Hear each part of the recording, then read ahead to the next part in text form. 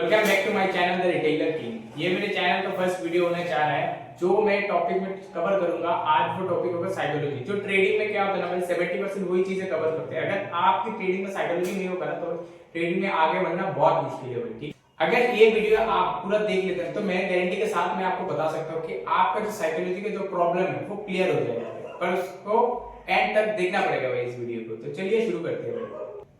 सबसे पहले मैं आपको ये चीजें बताना चाह रहा हूँ कि ट्रेडिंग साइकोलॉजी होता क्या है और ट्रेडिंग साइकोलॉजी में क्या क्या होता है भाई। सबसे पहले जो मेरे प्रॉब्लम आता है ना वो पे कॉन्फिडेंस। सबसे पहला चीज होता है कॉन्फिडेंस। दूसरा होता है भाई एंट्री ले ली तो उसके बाद भाई अर्ली जल्दी एग्जिट कर दिया, ज्यादा प्रॉफिट नहीं पाया। तीसरा जो एंट्री होता है ना भाई हमारा होता है फोमो, है ना। उसके बाद होता है गिव।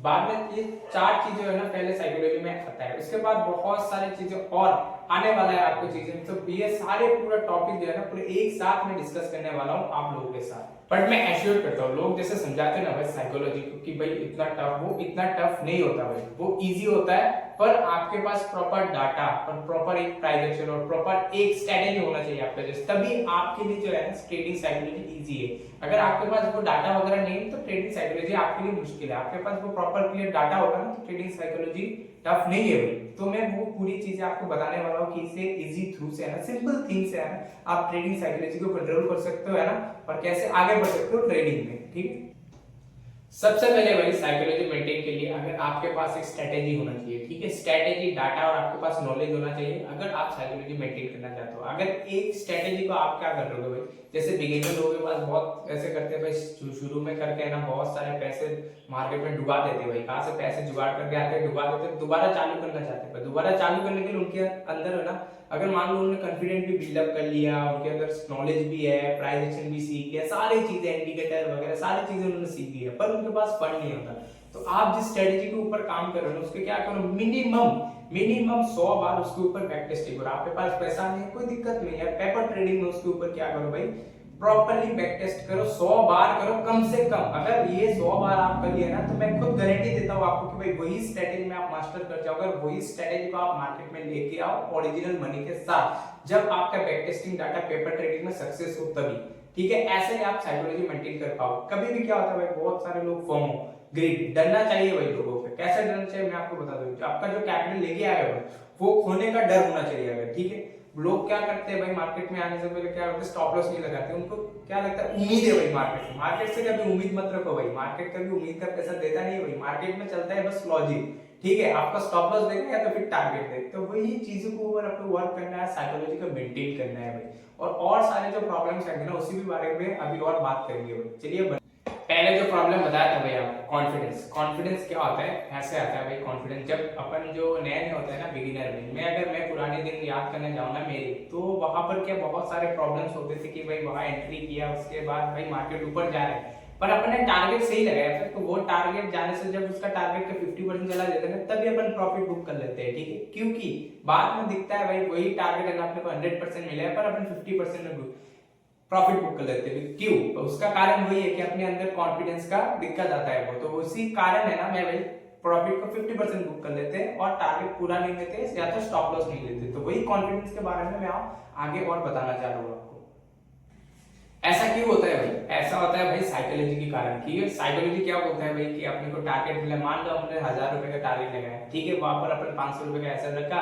मिनिमम इतना था हमारा कि 500 का एसएल रख के मिनिमम 1000 कमाना है, 1:2 मिनिमम था। पर वहां पर क्या करते हैं भाई अपन, ठीक है, अपन जब 50% चला जाता है अपन बोलते हैं कि भाई 500 ले लो 500 लो। वो साइकोलॉजी लिखता है कि भाई दिमाग बोलते हैं कि भाई पैसे ले लो। तो वही जब अपन 500 बुक कर लेते हैं उसके बाद देखते हैं कि वहां से मार्केट डायरेक्ट टारगेट हिट उसके ऊपर जा रहा है, तो बाद में अपन पछताते कि भाई ये तो भाई चला गया बहुत ऊपर ऐसा वैसा। तो भाई ये जो फोमो होता है ना, इस फोमो से अपन से दूर रहना है और माइंड को ऐसे अलर्ट करना है कि भाई या तो टारगेट लेंगे या तो ऐसे लेंगे। जब तक आपका माइंड साइकोलॉजी ऐसे सेट हो जाएगा या तो टारगेट लेंगे या तो ऐसे लेंगे, आप जितना भी एनालाइज कर लो, जब तक आपका रिस्क मैनेजमेंट और आपका साइकोलॉजी साथ नहीं देगा ना भाई, तो ट्रेडिंग में सक्सेस होना तो भाई मुश्किल है।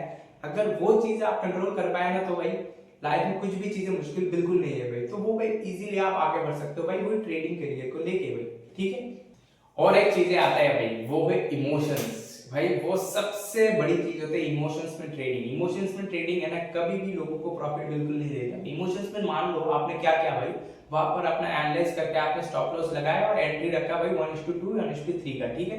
वहां पर क्या होता है भाई, आपका है ना स्टॉप लॉस हिट हो जाता है पहले, उसके बाद आपका टारगेट चला जाता है। मान लो वही जो स्टॉप लॉस हिट होता है वो आप एक्सेप्ट नहीं कर पाते, ठीक है। अगर स्टॉप लॉस आप अगर एक्सेप्ट नहीं किए तो वो आ जाते हैं इमोशंस पे कि भाई आज मैंने इतना सही था, भाई स्टॉप लॉस जाने के बाद वापस ऊपर मार्केट चला गया, ऊपर मार्केट चला गया, आपके मन में आता है भाई ऊपर चला गया, ये कैसे हो सकता है भाई, इतना सही स्ट्रेटेजी लगाया, इतना सही दिमाग लगाया, इतना बढ़िया एनालाइज किया, फिर भी ऊपर चला गया मार्केट। वहां पर क्या होता है, इमोशन स्टेट में आप क्या करते हो, नहीं भाई वही रिकवर करने के चक्कर में दोबारा वही लॉजिक से क्या करते हो, एंट्री करते हो, पर वहां पर आपका ट्रेड नहीं चलता, ठीक है। तो वहां पर आप इमोशनली कनेक्ट होकर क्या करते हो, वो वाला ट्रेड लगाते हो, वो हो जाता है और एक लॉस। तो जब दूसरा लॉस हो जाता है, तीसरी बार और एक एनालाइज करते हो, ठीक है, मान लो वहां पर आपने ट्रेड ले लिया, ठीक, वहां पर क्या होता है, ट्रेड चला गया, पर वहां पर आपका ट्रेड का पैसा नहीं लगा रहा, तो दोबारा क्या करोगे, इमोशनली कनेक्ट हो जाओगे, भाई एक बार लिया एसएल हुआ, दो बार वहां पर भी एसएल हुआ, तीसरी बार मैंने जस्ट टेस्ट किया था, वहां पर वो ट्रेड चल गया, ठीक है, तो वहां पर मैंने पैसा नहीं लगाया। चौथी बार जब आप करोगे ना तो वहां पर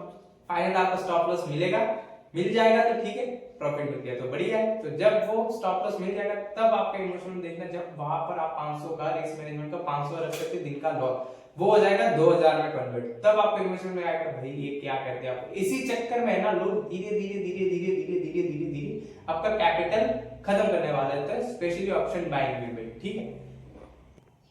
नेक्स्ट आ गया आपका फोमो। जैसे आपने लॉस किया 2000 में, ठीक है, आपको फोमो आएगा भाई कि नेक्स्ट डे उसको रिकवर करना है, ठीक है। वही रिकवरी के चक्कर में भाई जब आप जाओगे ना, तो जब आप मान लो आपने एक शुरू का ट्रेड लिया शुरुआत का, तो वहां जाके चालू होगा आपका साइकोलॉजी वाला पार्ट, ठीक है। तो वहां जाके आपको क्या करना पड़ेगा कि कोई 500 दिया, वहां पर ऊपर गया, वहां से दोबारा नीचे गिर गया, भाई आपका लॉस ऐसा वैसा 50% में आप बुक कर रहे हो हर एक ट्रेड, पर वो ट्रेड आपका सही जा रहा है, पर उसके लिए आपको कॉन्फिडेंट नहीं गया है। किस कारण आ रहा है, आपको फोमो कि भाई नीचे चला गया नीचे चला गया, आपको हर टाइम उसका डर रहता है कि भाई प्रॉफिट में जा रहा है, फटाफट प्रॉफिट लेते हैं। पर आप जब वही लॉस को अगर होल्ड करते हो ना, तो आप उम्मीद लगा के बैठे हो कि भाई वहां से ऊपर जाएगा मार्केट, पर वहां से ऊपर जाता नहीं भाई। अगर लॉस अगर प्रॉफिट में जा रहा है तो उसके लिए उम्मीद नहीं लगाते कि वो प्रॉफिट डबल होगा, 3 डबल होगा, उसको उम्मीद बिल्कुल नहीं लगाते आप लोग। आप लगाते हो लॉस में कि भाई यार नीचे आ रहा है तो यहाँ से ऊपर जाना है। तो उम्मीद जब लगाना है ना, तो प्रॉफिट का लगाओ, होल्ड करना है, प्रॉफिट को होल्ड करो भाई, ठीक है। या तो कॉस्ट टू कॉस्ट देके होल्ड करो, ठीक है, या तो फिर उसको बुक करो, और लॉस को होल्ड मत करो भाई। लॉस को अगर होल्ड करोगे, लॉस के ऊपर उम्मीद लगा के बैठे हो, तो भाई कभी नहीं वो ऊपर जाना है भाई, ठीक है। यही सब चीजें है ना साइकोलॉजी के अंदर होता है, ठीक है।